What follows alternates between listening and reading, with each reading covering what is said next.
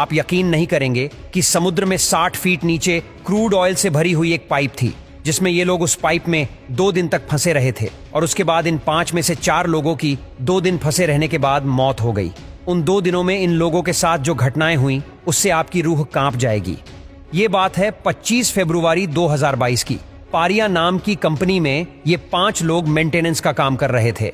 इस पाइप का काम था क्रूड ऑयल को बर्थ 5 से बर्थ 6 तक भेजना। दरअसल जब कोई जहाज क्रूड ऑयल लेकर आता है तो वो बर्थ 5 में अपना क्रूड ऑयल अपलोड कर देता है और फिर इस पाइप के रास्ते से बर्थ 6 तक क्रूड ऑयल रिफाइनरी में आता है। इस पाइप के ऊपर काम करने के लिए एक स्पेशल केबिन भी बनाया गया था। इस केबिन में से पानी को ईयर प्लग के जरिए निकाल दिया जाता है ताकि यहाँ पर सूखी जगह काम करने लायक बन सके। उस दिन इन 5 का काम था ईयर प्लग को निकालकर पानी को सुखाना, लेकिन यह 5 लोग जैसे ही ईयर प्लग को निकालते हैं, पानी का बाउडर इन 5 को अंदर खींच लेता है।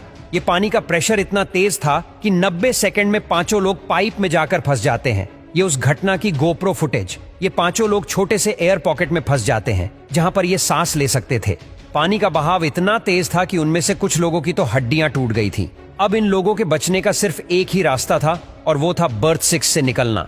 पाइप के अंदर इतना अंधेरा था कि उन्हें कुछ आइडिया नहीं था कि यहाँ पर उन्हें जाना कहाँ पर है। अगर वो गलती से भी गलत वाले बर्थ की तरफ जाते तो उनका मरना तय था। उन्होंने काफी सोचा और ये डिसाइड किया कि जिस साइड उनका सर है ये उसी साइड चले जाएंगे। दरअसल कुछ जगह ऐसी थी जहां पर वो सांस ले सकते थे, लेकिन कुछ ऐसी भी जगह थी जहां पर सिर्फ पानी ही पानी था।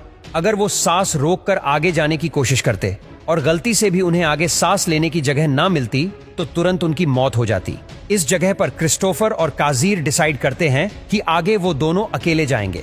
उन्होंने प्लान बनाया कि वो दोनों बाहर निकलकर बाकी तीनों के लिए रेस्क्यू टीम भेजेंगे। वो दोनों आगे बढ़े तो उन्हें एक एयर पॉकेट के पास पता चला कि उनके पास एक ऑक्सीजन टैंक पड़ा हुआ है। अब इससे वो पानी में ज्यादा देर के लिए जा सकते थे। अंधेरा इतना था कि उन्हें ये नहीं पता था कि ऑक्सीजन टैंक में ऑक्सीजन खत्म होने वाली है। अचानक वो एक और चीज से टकराई और वो चीज थी एक और ऑक्सीजन टैंक। इस ऑक्सीजन टैंक में वो इंस्ट्रूमेंट ही नहीं था जिसे मुंह में लगाकर ऑक्सीजन ली जा सके और इसीलिए उन्हें डायरेक्ट सिलेंडर को मुंह से लगाना पड़ा और इसी सिलसिले में पूरा क्रूड ऑयल उनके मुंह में चला गया। क्रूड ऑयल इतना गाढ़ा होता है कि अगर वो मुंह में या फिर आंखों में चला जाए तो बहुत जलन होती है। उस समय फैजल की हड्डियां टूटी हुई थी और ऑक्सीजन सिलेंडर भी उसका खत्म हो चुका था और इसीलिए क्रिस्टोफर को अकेले आगे जाना पड़ा। पाइप में तैरकर ऊपर जाना इम्पॉसिबल था, इसीलिए उसने पाइप को जोर जोर से मारकर आवाज करना शुरू कर दिया। उसी समय रेस्क्यूअर्स उसकी आवाज सुनते हैं और उसे चेन डालकर बाहर निकालते हैं। क्रिस्टोफर ने बाहर आते ही सबको यह बोला कि उसके 4 दोस्त अंदर जिंदा है। कंपनी ने रेस्क्यू टीम को पाइप के अंदर जाने की परमिशन नहीं दी।